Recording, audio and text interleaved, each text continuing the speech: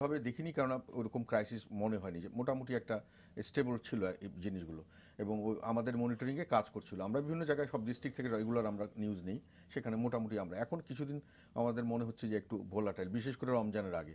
তো আমরা essential product যেগুলোকে ডিক্লেয়ার করব, এগুলোর জন্য আমরা রিজনেবল প্রাইস ব্যবসায়ীদের সঙ্গে বসে আমরা একটা রিজনেবল প্রাইস, যেটা আমরা মনে করি তাদের খরচ টরচ সহ তাদের সহনীয় পর্যায়ে একটা তাদের সব ধরনের খরচ প্লাস একটা প্রফিট, তাদের রিজনেবল প্রফিট সহ কি হওয়া উচিত সেটা তারা টাঙিয়ে রাখতে হবে। মানে আপনি কি দর্শকদের উদ্দেশ্যে এটা বলতে পারেন যে কি নাগাদ এই জিনিসটা? না, এটা তো আমাদের, আমরা রোজার আগে যে কোনো ভাবেই হোক এটা যত তাড়াতাড়ি সম্ভব এটা করে ফেলবো, কাজ চলছে করার হবে। এবং এখন আমরা যেহেতু আমাদের ম্যান পাওয়ার সব জায়গায় নেই, সেই জন্য আমরা ডিসিদের উপরে এবং নর্মাল যেখানকার ডিস্ট্রিক্ট অ্যাডমিনিস্ট্রেশন, উপজেলা নির্বাহী অফিসার বা যারা আছেন ওনাদের মাধ্যমে এগুলোকে আমরা কাজ করার চেষ্টা করব, যে ওইটা টাঙিয়ে দিতে হবে, এবং টাঙিয়ে দেওয়ার পরে সেই দামের চেয়ে বেশি যদি কেউ করেন তাতে আইনগতভাবে কঠোর শাস্তির ব্যবস্থা আছে, ফাইন আছে, ইচ্ছা করলে আরও বেশি কিছু করা যায়। তো আমরা ওগুলো ইমপ্লিমেন্ট করবো, এবং আমরা কঠোরভাবেই এই জিনিসটিতে এবার যাব। মানুষে যে বলছেন যে এক এক দোকানে এক এক রকম বিক্রি করছেন, এটা করতে পারবেন না, যদিও এটা ইকোনমিক নিয়মে এটা করার কথা নয়।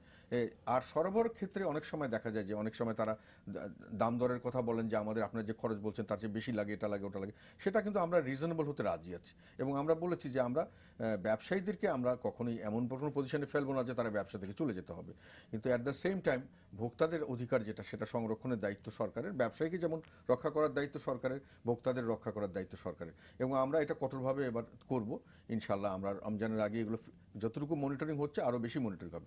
আর নিউজ পেপারে যেটা কথা বলেছেন, আমি গতকাল এবং আজকে বোধহয় আজকে দুটো পেপারে দেখলাম, প্রথম আলোতে প্রথম পাতা এসছে এবং কালের কণ্ঠে প্রথম পাতা এসছে। বেসিস হলো একটাই, একটা হলো কিছু না, আমরা ব্যবসায়ীদেরকে ডেকেছিলাম কতগুলো আইটেম নিয়ে যেগুলো রোজার সময় বেশি চাহিদা বাড়ে, সেগুলোর আমরা কীরকম দামে ওনারা বিক্রি করছেন এবং তারা এই রোজার সময় তাদের রিজনেবল রেট কী হতে পারে, এই একটা আলাপ আলোচনার জন্য ব্যবসায়ী সেখানে একটা ওয়ার্কিং পেপার, যে পেপারটা বলা হয়েছে যে তাদের ইম্পোর্ট লাস্ট এই 1 তারিখ থেকে এত তারিখ পর্যন্ত ইম্পোর্টেড কস্ট প্লাস তাদের ডিউটি দিয়ে কত কস্ট, এর সঙ্গে রাফলি 10%, এটা একটা রাফলি আর কি 10% ট্রান্সপোর্টেশন কস্ট প্লাস 10% প্রফিট করে কি হওয়া উচিত। এটা একটা আমাদের অফিস থেকে একটা বানানো হয়েছিল টু ডিসকাস উইথ দেম, যে তারা যখন কথা বলবে তাতে করে আমাদেরকে অফিসিয়ালি কোনো ট্যারিফ কমিশন কোনো দেয়ও নেই, এটা তাদের জাস্ট একটা ওয়ার্কিং পেপার, সেটার উপর বেসিস করে এটা করা হচ্ছে। না, এটা আমি খারাপ বলছি না, এটা করা হয়েছে ভালো, আমাদের এই দেখা দরকার। তার মানে এই না যে তার ব্যবসায়ীরা বেশি নিচ্ছে না, আমি তাও বলছি না। তবে আমরা এটাকে কিন্তু আরো নিবিড়ভাবে পরীক্ষা করছি, এবং যেটা আমরা রিজনেবল রেট মনে করব ব্যবসায়ীদের সঙ্গে আলাপ করে এগ্রিড হব, আমরা ওটা ইমপ্লিমেন্টের জন্য আমরা চেষ্টা করব। আপনি যেটা বলছেন যে সেটা হলো যে এই যে চাহিদার সাথে সরবরাহের সাথে চাহিদা মূল্য সবকিছু এগুলো সংশ্লিষ্ট, কিন্তু আপনি নিজেও তো রাজনীতি করেন, আপনি জানেন যে প্রয়োজনের কাছে কিন্তু কোনো যুক্তি চলে না আর কি। তো এখন সব মানুষই আমরা দেখছি যে বাজারে গিয়ে তারা অনেক ধরনের সমস্যা ফেস করছে, বিশেষ করে এই মুরগি যেটা 115 টাকা ছিল সেটা কিন্তু এখন 180-90 টাকা এরকম। আমি আপনার কাছে আসবো, আমি জনাব নাইমুল ইসলাম খানের কাছে জানতে চাচ্ছি যে মন্ত্রী যেটা বললেন সেটা কি আপনি মনে করেন যে বাজার নিয়ন্ত্রণ করা সম্ভব? আমি এবার একটু আশঙ্কা আছে যে এবার একটু হয়তো দেরি হয়ে যাচ্ছে, এটাও আমাদের একটা কনসার্ন। এখন সরকারি কাজগুলির এটা একটা বড় সমস্যা, মানে খুব স্লোলি মুভ করে, এবং যেটা বলা যায় যেমন ওই মনিটরিং এর যে নেশন ওয়াইড নেটওয়ার্কের কথাটা, সেটা আসলে এস্টাবলিশ করা যাচ্ছে না, সেই আমলাতান্ত্রিক, এবং কিছুটা হয়তো অর্থ মন্ত্রণালয় হয়তো বরাদ্দ ছাড়ে নাই, যার জন্য হয়তো পদগুলিকে ছাড়া যাচ্ছে না। কিন্তু আমার কাছে অবাক লাগে কেন সরকার, যেটা দিয়ে তারা অজনপ্রিয় হয়ে যায়, এত বিশাল ভূমিধ্বস বিজয়ের পর এই সরকারের এগেনস্টে এই মানুষজন টেলিভিশনের মাইক্রোফোনের সামনে দাঁড়িয়ে এই যে অভিযোগগুলি করছে, এটা কিন্তু এই সরকার না, এটা কিন্তু সব সরকারের সময় আমরা আমি এটাই বলছি, যে কোনো সরকারের জন্য বলছি, আমি শুরুতেও বলেছিলাম এটা যে কোনো সরকার, এটা সবচেয়ে বেশি গুরুত্ব দেওয়ার কথা, সবচাইতে বেশি সেনসিটিভ বিষয় মনে করার কথা, এবং এই যে বিভাগওয়ারি এই কাজগুলি করে।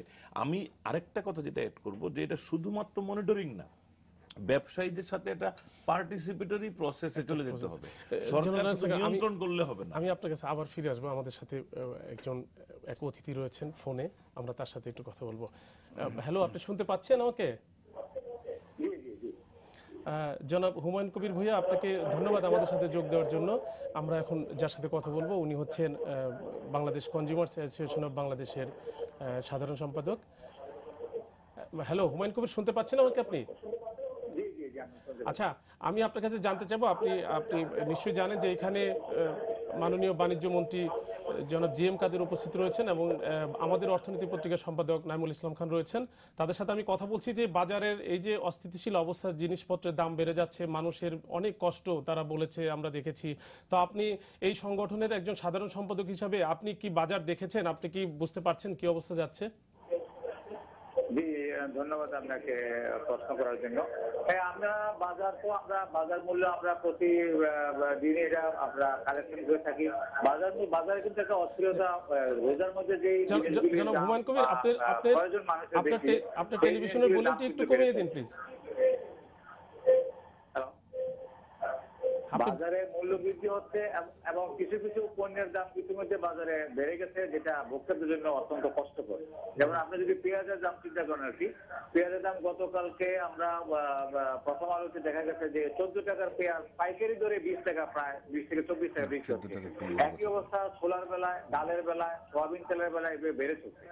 এখন এইটার জন্য যেটা করার দরকার, আমরা মনে করি যে বাণিজ্য মন্ত্রণালয়ের একটা ক্লোজ মনিটরিং এর দরকার এবং টিসিবিকে স্ট্রেংথেনিং করার জন্য আমরা বারবার এই কথাটা কিন্তু বলে আসছি যে টিসিবি যদি তাদের কাছে যদি পর্যাপ্ত পরিমাণে মানুষের চাহিদা অনুযায়ী মাল থাকে, পণ্যগুলি থাকে, তাহলে কিন্তু বাজারে ব্যবসায়ীরা যে অতি মুনাফা, যেটা ব্যবসায়ীরা ব্যবসা করবে, আমরা তাদের ব্যবসা ডিস্টার্ব করতে চাই না। এবং ভোক্তারও সেই মূল্য দেওয়া, ন্যায্য মূল্য যা ক্রয় করতে ভোক্তারও আগ্রহী। আচ্ছা জনাব হুমায়ুন কবির, মানে আমরা যেটা টেলিভিশনের পর্দায় অনেকে সাক্ষাৎকার নিয়েছি, দেখেছি, আপনিও সেই কথাই বলছেন। আপনাকে ধন্যবাদ আমাদের সাথে যোগ দেওয়ার জন্য। আচ্ছা, আপনাকে ধন্যবাদ। আমি একটু উত্তরটা দিই। ওনার যেটা বলছেন 14 টাকার পেঁয়াজ, যেটা উনি বলছেন পেঁয়াজের কথা, আমি যেটা বললাম যে পেপারটা একটা ওয়ার্কিং পেপার তৈরি করা হয়েছিল ইম্পোর্টেড কতগুলো আইটেমের উপরে, সেটার সঙ্গে আমরা ব্যবসায়ীদের কাজ করার জন্য, কাজেই ওটার মূল্য নির্ধারিত আমরা এখনো করিনি, এবং যে মূল্যটা ওদের সঙ্গে ব্যবসায়ীদের সঙ্গে করে ফাইনালি রাখানো হবে, সেটা ওখানে টাঙানো হবে, এবং টাঙানোর পরে ওরা যদি না মানেন তাহলে এটার জন্য অ্যাকশন নেওয়া হবে। কথা হলো এখানে অনেক সময় দেখা যায় যে বিভিন্ন কারণে আমাদের দাম বেড়ে যায়, ওটা কিন্তু আমরা ইচ্ছা করলেও বাণিজ্য মন্ত্রণালয় বা সরকার হঠাৎ করে কন্ট্রোল করতে পারবে না। যেমন ডিমের দাম বাড়া, মুরগির দাম বাড়া, এখন বার্ড ফ্লু হয়ে মহামারী হয়ে মানে খামারের পর খামার, হাজার হাজার খামার, লক্ষ লক্ষ মুরগি বা একেবারে অগুন্তি, মানে বলা যায় যে আমাদের দেশের থেকে মুরগির ফার্মগুলো প্রায় উজাড় হয়ে গেছে। এখন হঠাৎ করে এই যে আমাদের মুরগির ডিম যেটা প্রোডাকশন হতো সেটা কমে গেছে, মুরগি প্রোডাকশন হতো কমে গেছে, এগুলোর তো আমরা বিদেশ থেকে আমরা কিন্তু ওপেন করে দিয়েছি। আমরা কিন্তু যখনই বুঝতে পেরেছি যে এটা একটা রিস্কি ব্যাপার হচ্ছে, সঙ্গে সঙ্গে ওপেন, যে কোনো লোক ইম্পোর্ট করে আনতে পারেন। কিন্তু দেখা যাচ্ছে যে আশেপাশের দেশে শুধু ভারত ছাড়া, ভারত, নেপাল এবং মিয়ানমারের এই জায়গাগুলো থেকে একটু কম, কিন্তু ওগুলো বার্ড ফ্লু মুক্ত এলাকা নয়। ফলে আমরা বার্ড ফ্লু মুক্ত এলাকা থেকে আনার জন্য যেহেতু বলেছি, ফলে যা হচ্ছে তা হলো বাজারে যে অন্য দেশ থেকে যে আনতে গেলে খরচ বেশি পড়ছে। কাজে এটাতে কিন্তু এই খরচটা ভারত পাকিস্তান, মানে ভারত থেকে আনতে গেলে যেটা হবে এটা হলো বার্ড ফ্লু, ওখানে বার্ড ফ্লুতে ওখানেও আমাদের মতো একই অবস্থা। এবং এখানকার বিশেষজ্ঞরা আমাদেরকে বলেছেন যে ওই ধরনের ডিম বা ওই ধরনের মুরগির বাচ্চা বা ওই ধরনের মুরগির যেগুলো বাচ্চা ফুটবে ওই ধরনের ডিম এগুলো আনা যাবে না। তো বিশেষজ্ঞ অনুযায়ী আমরা অর্ডারে বলেছি যে এগুলো দেশ থেকে আনা যাবে না, কিন্তু ওখানে একটু দাম কম ছিল, ওখান থেকে আনলে হয়তো মার্কেটটা কমে যেত। ফলে না আনার কারণে এখন বৈধভাবে যেহেতু ওখান থেকে আসছে না, সেই জন্য দামটা আমাদের এখানে ওরকমভাবে কমছে না। একইভাবে মুরগির দাম, মুরগি যখন নষ্ট হয়ে গেছে, এখন বাইরে থেকে যদি আমরা মুরগি আনার জন্য আমরা পারমিশন দিয়েছি, একদিনের বাচ্চা বা এগুলো আনার জন্য পারমিশন দিয়েছি, কিন্তু দেখা যাচ্ছে যে এগুলোর এফেক্ট একটু সময় লাগবে। এটা কিন্তু কোনো সরকারি কিভাবে এটাকে ম্যানেজ করতে পারতো না, কারণ এটা একটা এমন একটা ক্যালামিটি, মানে একটা মানে এই ধরনের ঘটনা হঠাৎ মানে ঘটে যায় অনেক সময়। যেমন এখন বন্যা হলো, অনেকে বলছেন তরকারির দাম বেশি, ছোলার দাম বেশি। এখন বন্যার কারণে দেখা যাচ্ছে যে অনেক ছোলা নাকি নষ্ট হয়ে গেছে, অনেক সময় এই বন্যার কারণে রাস্তাঘাট নষ্ট হওয়াতে অনেক ব্যবসায়ীদের অনেক যুক্তি থাকে না, আমি যুক্তির কথা বলছি না, ব্যবসায়ীরা যুক্তি যেটা দিচ্ছে সেটাকে কিন্তু আমরা 100% মেনে নিচ্ছি না। অলরেডি বলা হয়েছে যে ছোলা কতটুকু লস হয়েছে এটা ভেরিফাই করার জন্য আমাদের লোক যাচ্ছে এবং গোডাউনগুলো চেক করছে। তারপর তরিতরকারির দাম যে হঠাৎ করে বলছেন মানুষের বাড়ছে, এটা বৃষ্টি বাদলে আমাদের দেশে ট্রান্সপোর্টেশনে অনেক সময় অনেক বৃষ্টি কিন্তু শুরু হয়েছে মাত্র কয়েকদিন, 3-4 দিন। আমি সেটা বলছি না, এটা কিন্তু দামটা কিন্তু হঠাৎ করে একদিনেই বেড়ে যায়নি, এবং দামটা কিন্তু এখন দামটা কিন্তু হঠাৎ বাড়ছে না। ওনারা যেটা বলছেন সব জিনিসের দাম যে প্রতিদিনই প্রত্যেকটা জিনিসের দাম বাড়ছে তা নয়, যেটা ঘাটতি হয় বাজারে সেটাই দাম বাড়ে। এর সুযোগে কিছু লোক মার্কেটের ভিতরেও কিছু লোক আছে, কোনো মার্কেটে হয়তো একটা মার্কেট তারা কিছু লোক হয়তো নিয়ন্ত্রণ করার চেষ্টা করেন, হয়তো আরেকটা মার্কেটে হয়তো কম দামে পাওয়া যাচ্ছে, এই মার্কেটটা তারা কন্ট্রোল করে সারতে পারছেন, কারণ আমাদের কাস্টমাররা ওই মার্কেটে হয়তো যেতে পারছেন না। ওটাও আমরা চিন্তা করছি অনেক সময় মার্কেটে ওখানে কিছু লোক ওটা মার্কেটের ইটসেলফ ওইটুক জায়গা তারা নিয়ন্ত্রণ করার চেষ্টা করেন। আপনি কি মনে করেন যে উনি যেটা বলেছেন যে এই যে বাড়তিটা একদিনে বাড়ছে না, বা এই যে বাড়াটা উনি যেভাবে যুক্তি দেখিয়েছেন, মানে সেটার সাথে কি আপনি একমত না আরো কোনো মনে তেলের হয় দাম না যে বৃদ্ধি উনি এটাকে মানে বাড়ার জন্য যুক্তি দেখিয়েছেন। ব্যাপারটা যেটা হচ্ছে উনি এক্সপ্লেন করার চেষ্টা করেছেন, কিন্তু মূলত উনি কিন্তু এডমিট করেছেন এটা আসলে একটা ম্যানেজমেন্ট উইকনেস। আমরা বাজারটা ম্যানেজ করতে পারছি, নিয়ন্ত্রণ না। কিন্তু মুক্ত বাজার অর্থনীতিতে তো নিয়ন্ত্রণ করা ওইভাবে যাবে না। যেটা হবে, বাজারে যারা প্লেয়ার, যারা স্টেক হোল্ডার, তাদের সাথে আসলে অংশগ্রহণমূলক ভাবে তাদের সাথে এমন ভাবে জড়ায়া থাকতে হবে যে তারা যেন চালাকি করার সুযোগ না পায়। তাদেরকে সব সময় আমাদের একটা ইন্টারফেস তৈরি করতে হবে যেখানে তারা সারাক্ষণ মিলিত হবে। ওই জায়গাটা হচ্ছে না। মাননীয় মন্ত্রী যেটা বলেছেন যে সেই স্ট্রাকচারটা তৈরি করা হয়েছে, কিন্তু স্ট্রাকচারটা পুরোপুরি এখনো বাস্তবায়ন করা যাচ্ছে না। যতক্ষণ করা না যাবে, আমি ফ্র্যাঙ্কলি বলছি, তার মানে বাজারে একটা বিশৃঙ্খলা থেকেই যাচ্ছে।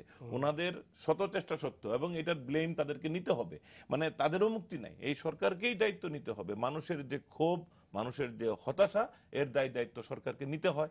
কারণ মানুষ দেখেন, এই যে আপনি বললেন যে বৃষ্টির কারণে, হ্যাঁ বৃষ্টির কারণেও কিছু কিছু জিনিসের সাময়িক মূল্য বৃদ্ধি হতে পারে। যে একদিন বৃষ্টির জন্য হয়তো এক জায়গা থেকে কাঁচামরিচের সরবরাহ যদি কম হয় একটু বেড়ে যাবে। কিন্তু আমার কথা হচ্ছে আমাদের মনিটরিং সিস্টেমটা এমন থাকা সম্ভব ছিল যে এই চেষ্টা করলে যেন আমরা এই সাপ্লাইটা অব্যাহত রাখতে পারি, এটা ব্যালেন্সড হইতে এবং সারা দেশে। আজকে আমাদের সময় শেষ, আমরা শেষ করতে হবে। ধন্যবাদ, আপনারা অনেক সুন্দর সুন্দর কথা বলেছেন। স্টুডিওতে আসার জন্য আপনাদের দুজনকে অসংখ্য ধন্যবাদ। প্রিয় দর্শক, আমাদের হাতে আর সময় নেই, আজ বিদায় নিব এখানে। আশা করি আগামী শনিবার একই সময় আবারও দেখা হবে অর্থনীতির নতুন কোনো বিষয় নিয়ে।